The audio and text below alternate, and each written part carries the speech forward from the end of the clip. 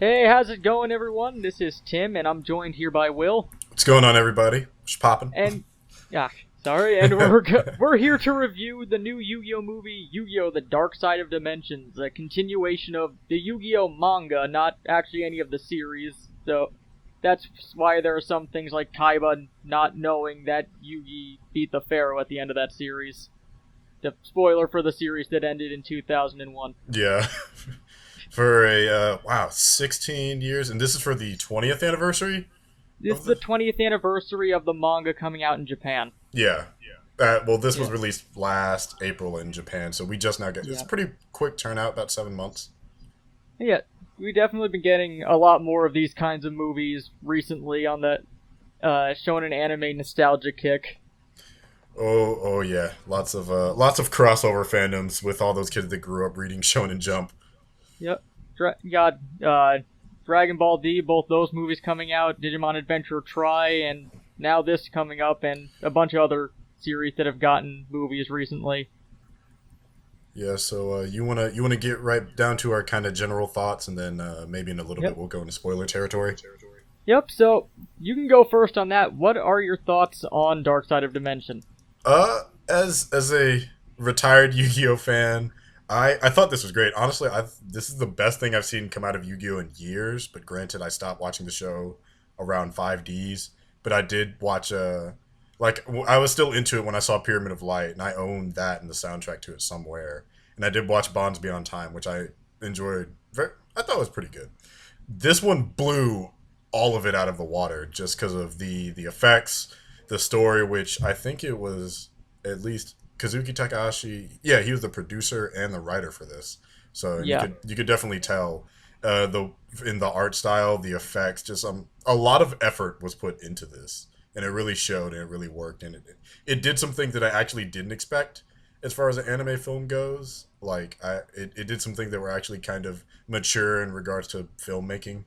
So I really it goes in line with the manga. It was a lot darker.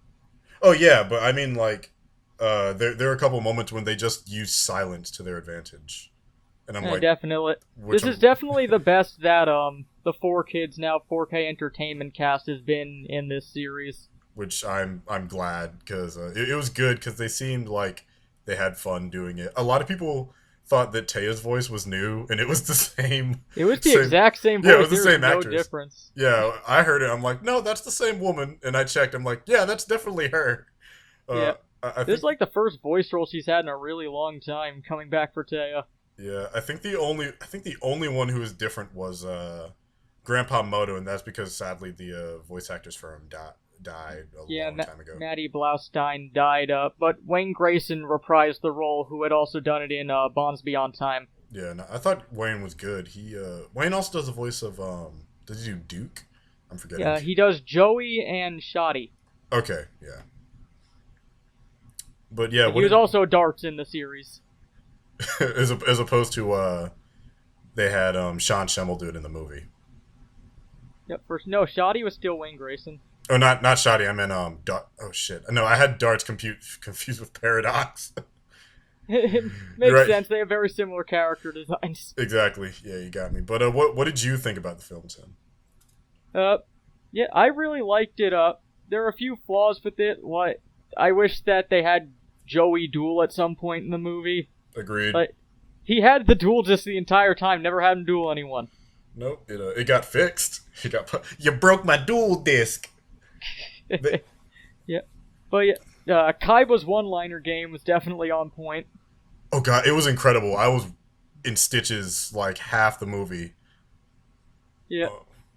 We'll go into details about some of that stuff later on, but yeah, definitely. But overall, the movie was really good. Definitely the best of the three movies. Like Pyramid of Light, that was actually something that was commissioned by 4Kids when they were making the series. Mm-hmm. So you can definitely tell that was not like an original creation when that came out. And Bonds Beyond Time was basically just like a special episode of 5Ds that Jaden and Yugi just happened to be in. Yeah, essentially. Yeah. It's also, it wasn't a great anniversary, Bonds Beyond Time, because they focused like almost solely on 5Ds through the entirety of the story. Yeah, even the villain is from that timeline, isn't he? He is. He comes back later in 5Ds in the part that never got dubbed. Oops. Oh well. 4K has a track of that, especially with GX Season 4. Well, GX and 5Ds are the only two so far that they didn't finish, because they finished Zexal. Well, yeah, but this was this is back when there were 4 kids, wasn't it? Yeah, it was back when they were 4 kids. Like, they lost. That was back when 5Ds was coming out when 4 kids went bankrupt and then became 4K media. Yep. But I'm glad they got everybody back for this movie. They definitely did get everyone back in this movie, and the new cast, especially Aigami, they did pretty well for this. I thought he was really good. I saw the short interview that he did before the movie came out, and he said he was a fan back in middle school. So I'm like, hey, look at the Ascended fanboy. One of us made it. Yep. Yeah, and he's actually been that actor's been in Arc V recently. Oh, has he? Okay. Yeah, played a few roles in that. Yeah, and I thought the touches, the brushes of stuff that fans of the original series, there were a couple in there. So there are a couple moments that are definitely fan servicey, but I gotta say, story wise, this is a really Kaiba centric movie. Well, the original poster had Kaiba just like dead center in it. Yeah. And so you go and look at it, but you don't think anything of it because it's called Yu-Gi-Oh! And when you hear the name and you're like, oh, it's about Yu-Gi. This is actually pretty Kaiba centric. Most of the Well, it's about Kaiba for like the entire beginning, and then halfway through it becomes Yugi's movie. Yeah, that's pretty fair. And the intertwining plot lines of involving Aigami and everything else. But what did you think about the actual dueling here? No, the dueling was definitely interesting with it. I'm not sure if I'm a huge fan of dimension dueling. It just seemed very gimmicky to make things faster. Yeah. Plus that Aigami's playstyle was just so lame to watch.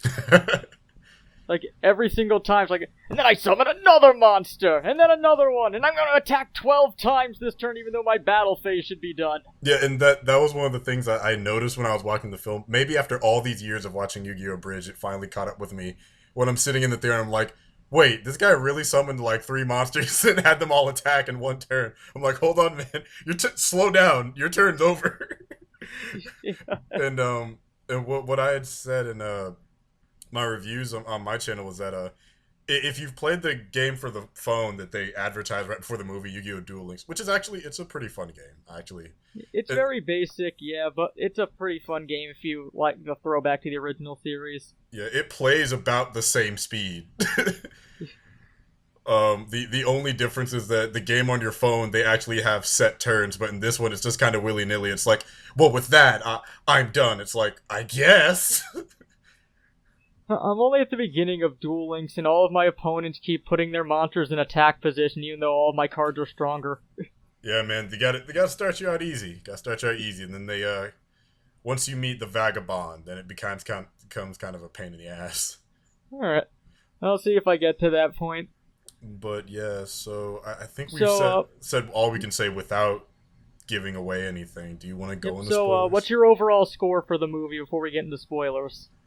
If you're a fan of the series and the franchise, aside from the way the dueling is run, I would give it like probably a 9 out of 10. But if you're not a fan of the series and this is like your first time experiencing Yu-Gi-Oh!, I'd drop it down to like a 6 or a 7 because you're going to be hella confused as to who these characters are. Like, this is pretty heavily banking off that you're familiar with at least the anime and at most the manga from like the original manga series.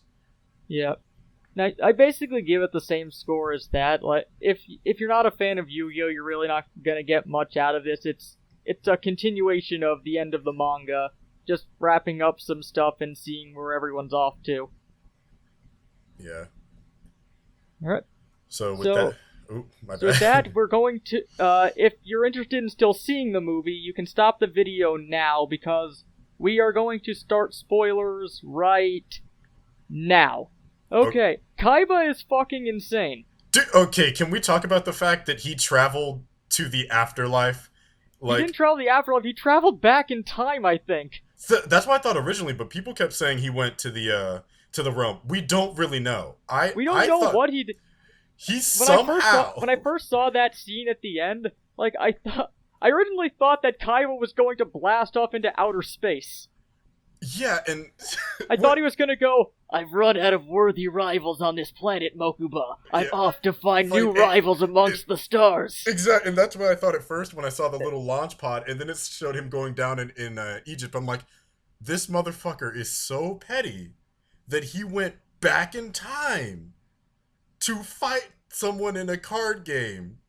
And he went back in time with his high-tech new dual disc system to go face the Pharaoh and his stones. Yeah, and he doesn't even know he's going to be able to go back, so he's just going to die somewhere in history. He also doesn't know if the Pharaoh will even recognize him, because the only reason he did it, like, in the anime was because his consciousness got transferred back to the past. Yeah, like, he's banking on... He seemed to recognize him. He's banking on a lot of, like, coincidences lining up in his favor. And honestly, when you think about Kaiba's motivation throughout the series, Kaiba is like a multi-billionaire who has his own private elevator to his own personal space station. His elevator to space. So if you're a fan of Yu-Gi-Oh! The Abridged series, this is what they're referencing with that. And the funny thing is, one, this is made in Japan, so I don't know if Kazuki knows about this series, but that joke is from about 4 years ago. What, the elevator? I think. That was in the most recent episode, the elevator. Okay, so the elevator was recent, but the one about the stairs is old. Because the one about the stairs is from a long time ago, where he says, "I wish I could kill the man who invented stairs." Oh yeah, that was from a while ago, when he was climbing the stairs to Noah. Yeah, and I'm just like, that's kind of interesting that joke kind of worked its way into canon somehow.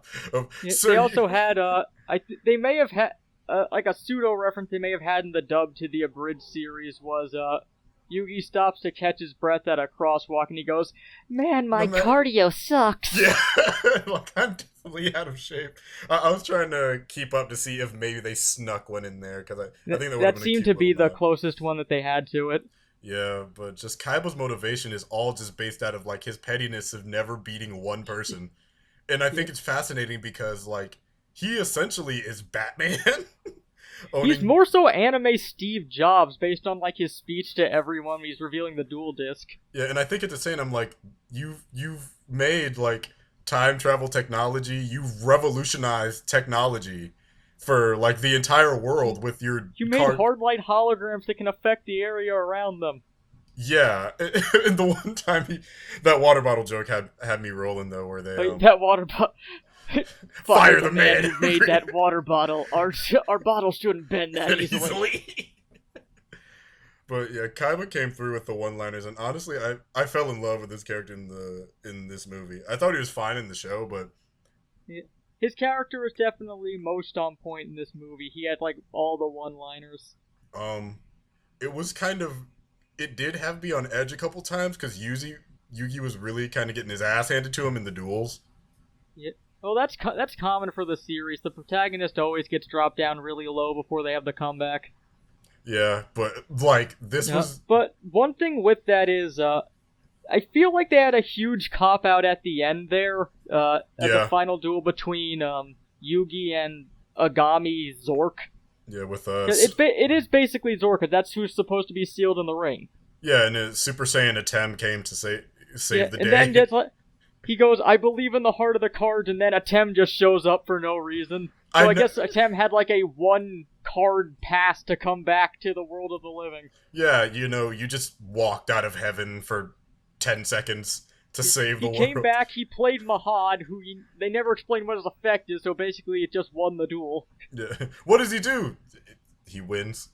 He wins! Actually, when I was in my theater, when Atem came back, someone had like shouted out, "Oh my god, he's gonna bring Exodia!" So that would have been really cool, but yeah, he summoned Mahad. Yeah, and I've forgotten who that was entirely because I haven't seen the show in so long. I'm just like, who is that? So, I marathoned the last arc of the series to prepare myself for this. This is a smart move. Yeah. But so now that we can talk about spoilers, what did you think about Aigami, aka Diva, which yeah, the name. I mean, his motivation was was like pretty apparent for like all of his backstory. Just like reinforced that what he was doing was wrong. Yeah, and his backstory had one of the saddest things I think I've ever heard was just, sorry guys, we can't afford to eat today. Oh, that's okay. If you hold a pillow tight enough, it feels like a full stomach. Okay, that was so sad. I'm in my chair, I'm like, oh, this... Shit just got real. Yeah, I'm like, that's not a laughing matter. Starving orphans that have to pretend they had food. Yeah. But I will say, one thing I like about his backstory is that Yami Bakura did get to have a cameo in the movie through it. Yeah, there was that. He's also, my favorite character from the original Yu-Gi-Oh! And I was so sad that he wouldn't be in this since he's gone.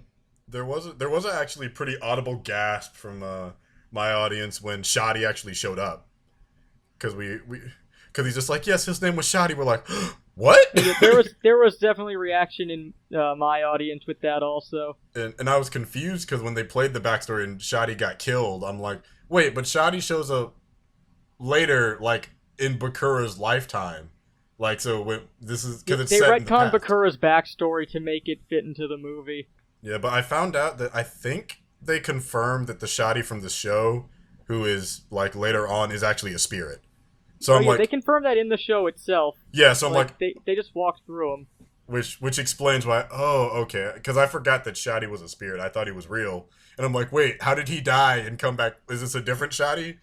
No, he just hung around protecting that tomb. Yep, having the Millennium Ring on him somehow. Yeah, and when I saw the Millennium Ring show up the second time, he has the key. Sorry, the ring is Bakura's. But seeing the ring again in the movie kind of play a role as a villain, I'm just like, why do people keep touching that thing, man? We see what it does. Stop messing with it. I'm surprised that Zork's still in there. I thought he was supposed to have been destroyed in the past.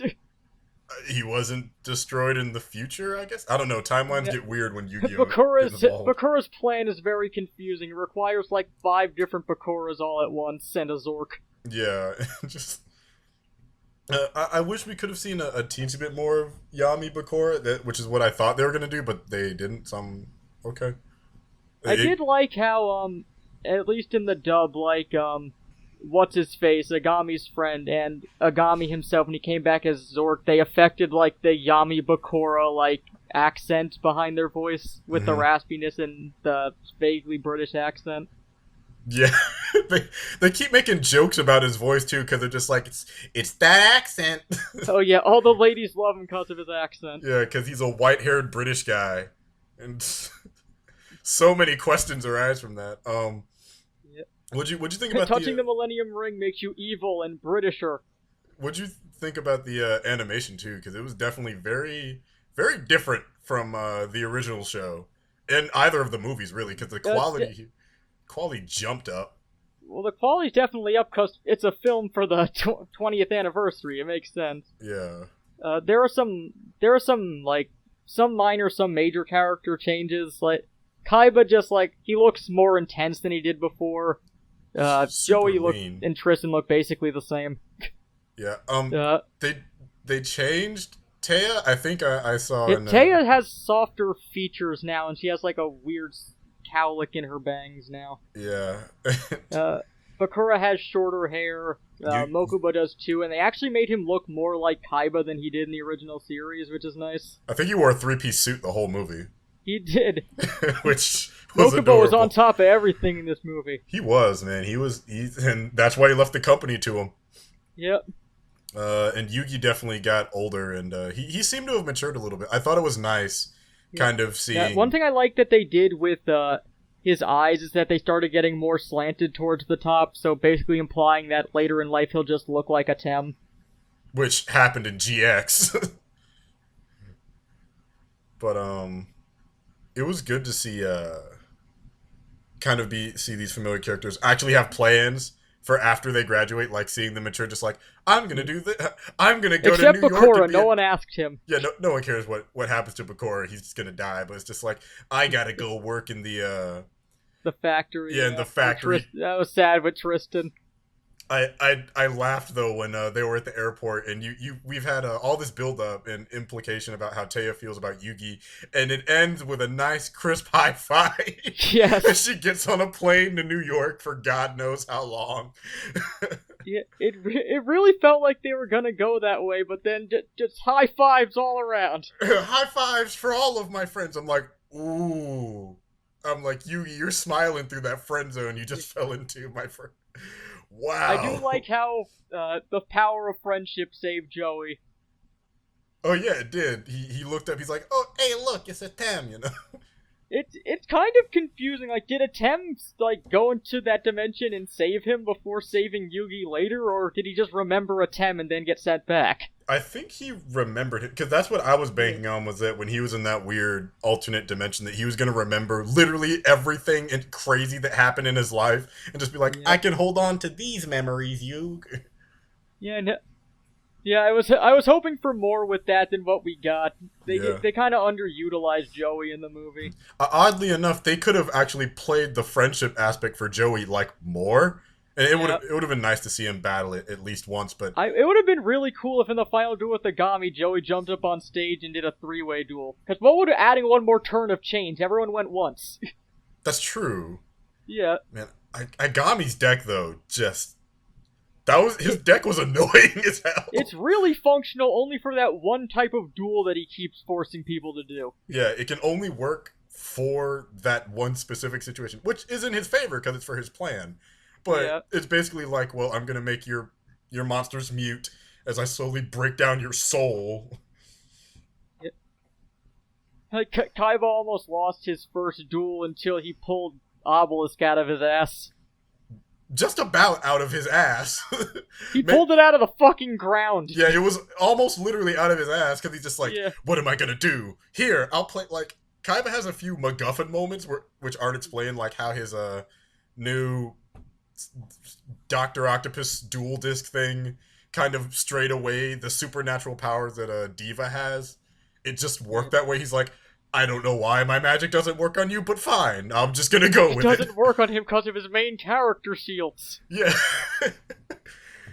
And the thing is, even Aigami's confused. He's like, okay, I don't know why it's not working, but fine. He just went with That it. did get one of the summoning obelisk did get one of his best one-liners in the movie, though. Your monster's effect shouldn't work. Oh, but it's not a monster. It's a god. That was actually a pretty solid line. I'm like, okay, Kanye West, come to Seto Kanye. But man, there's just this movie did a lot of things right. Actually, let's talk about those effects that they had for the duels. I thought those were really good CGI effects. Yeah, they did have really good CGI in the movie, and the hand-drawn stuff was good too. A lot of stuff got redesigned. Like, the Blue Eyes White Dragon is actually white now.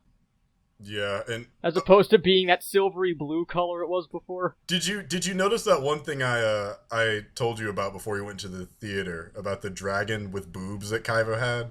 I honestly missed it. I was kind of focusing on what was going on. I think it was I was too, but I think it was Chaos Max Blue Eyes, which was sitting behind him, and I looked at it. I'm like, wow, that's so big. I'm like, why does that thing have tits?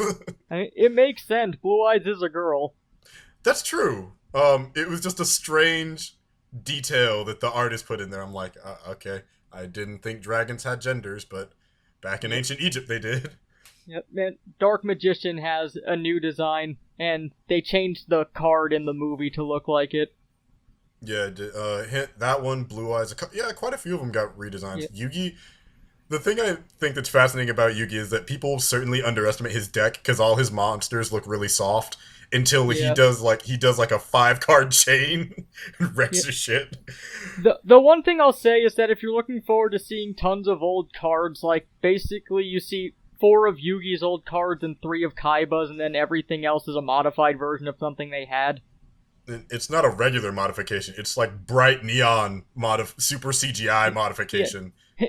Kaiba has like 5 different Blue Eyes now. Yugi has a stronger Celtic Guardian.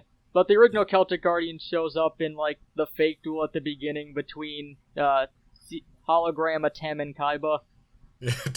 I reproduced everything about Atem down to the follicles of his hair. His perfectly coiffed hair. Perfectly coiffed hair, that's what it was. And I was happy that the Celtic Guardian made the cut of the 4 of Yugi's monsters who got to come back, as he was always my favorite. Celtic Guardian was actually a pretty cool character, I always thought. And well, not really a character, more so a design. Well, yeah, design wise, but I liked how Yugi had that really cool mature moment when he kind of like talked Kaiba into letting him fight Aigami, where he just basically sassed him. He's like, no, Yugi, you and I are gonna do. It's like, no, we're not. He's like, oh, well, even Kaiba had to step back out of respect. Kaiba just spent like the last 30 minutes of his screen time claiming how much better he was than God. Yeah. And then Yugi just puts him in his place immediately after that. Like sitting in the theater, just everyone's just like, oh damn, Yugi. Is that a threat, Yugi? Sure, let's call it that. Yeah, this movie has a lot of very quotable moments. But man, just what were you saying? Got anything else you want to talk about with it? I think that about sums it up. Before we get to rambling, because this movie had so much going on, but it did a lot right, and that's what makes me really happy. Is that I didn't leave it disappointed. It left me with like a resolve that I haven't felt in the series in a long time. Like it really did take me back, and there's just a lot of unity amongst fans when I was in the theater. That it did actually get light applause afterward, just because everyone just had a great time. Oh, at the end, I do have to tell this because I thought it was hilarious. There's a meme going around from an old Dr. Phil interview, and so Seto steps into the throne room to see Atem, and it pans over to Seto, and just from the back I hear, "Catch me outside, how about that?" And it pans over to Atem, and then it just goes to credits, and my theater lost it. And I'm like, yeah, that's about how the fight's about to go. I do kind of wish we could have seen that as like a post-credits or during the credit scene of them actually fighting and actually see Seto win. A part of me did kind of want to see Kaiba beat him. There was a really weird thing in his duel with Yugi, though, that he clearly lost, but they cut off the hologram at 100 for no reason.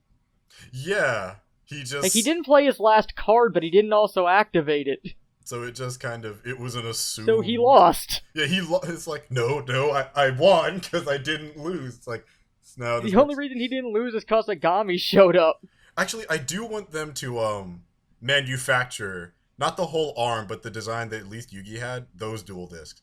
Because finding a dual disc from the early 2000s will run you a lot. I would much rather spend $25-$30 and get a brand new one that looks like the models from the movie. Because I actually really like those designs. Like, even Kaiba's full-body dual-disc suit thing. His little Doc Ock disc. It wasn't clear whether or not Kaiba was cheating, because he could make anything he thought about appear. So was he controlling what card he drew? Because he definitely did it with Obelisk. That's true. They don't necessarily clarify that, but the kiss asses did kind of run out, just like, congratulations, Mr. Kaiba. It's like, save it. This isn't the same. I don't care how good the hologram is. It's not the same. I'm gonna invent time travel and do that. Well, first he goes to reassemble the Millennium Puzzle and then try to force Yugi to become Atem again. Which I think is crazy that Kaiba Corp basically kickstarted a small job workforce somewhere in the Middle East. Well, no, in ancient Egypt to go and pick up some old puzzle pieces that he doesn't even know for sure. Modern Egypt, not in ancient Egypt. Yeah, modern Egypt. My bad. It did get me though that Aigami and the other spirits, after losing the battle in Japan, somehow managed to find their way. Did they go back to Egypt? Or I'm trying to figure out how they got back without any money. Wait, which thing? When Atem returned and they all lost their powers, did they immediately return to Egypt just naturally, or were maybe Kaiba Corps sent them back? Yeah, because that's what I was wondering. I'm like, wait a minute, all of you have no money. How did you get back to Egypt? Because that's how it ends, is them walking away. Yeah, I didn't even think about that. I guess the implication is that Kaiba Corp sent them there. Yeah, I spend that last bit of money. The enemy that I used to have is now my friend, I guess. Not really. It was also nice to see Kaiba have a little bit of pride in actual Yugi, because the whole movie, he was talking about Atem, because when you think back at it, Atem beat him the most. Yeah. Well, Atem was the only one who beat him. Yugi never beat him in the series. Yeah, that's true. But I guess by association, Yugi beat him because Yugi beat Atem in the. Yeah. Well, I think the thing is that Kaiba heard word, because I don't think Kaiba was there for the final duel in the manga. He was in the anime. Yeah. Because Kaiba never got brought into the Millennium World game like he did in the anime, so I don't think he was there for the final duel. So word on the he street. might not believe that Yugi beat Atem, which is why he doesn't view Yugi as being better like he would have if it was following the anime continuity. Yeah, Kaiba very much believes his own hype because I remember one of his comments was he's like, no, I don't care about what some kid has to do to challenge me. I'm like, isn't he only a couple years younger than you? Kaiba and Yugi are the same age. Okay, yeah, he calls him a kid. They're both He's just 16. Okay. Well, I think they're both 18 now 18 because by they now. graduated high school. Yeah, but because I remember I'm like, your ages aren't that far apart. I'm like, okay, Yeah, so you're Yugi just looks way younger than he actually is, and Kaiba looks older, but Yeah. they're both 16. That's just Kaiba being disrespectful. Basically, was what that line was. Yeah. It's just like, wait a minute, you're the same age. How's he a kid? But yeah, I think that about sums up all their thoughts. Oh, Duke Devlin was there. Alright, so, yeah, those are our thoughts on the movie. If you're a Yu-Gi-Oh fan, definitely go check it out if you have the chance to. I'm sure it'll be on DVD not too long from now. Yeah, man, I'm excited. I actually left it wanting to buy the film. It's good work. Yep, I do too. So, this has been Tim. And Will. And we'll see you guys next time. Later. Later.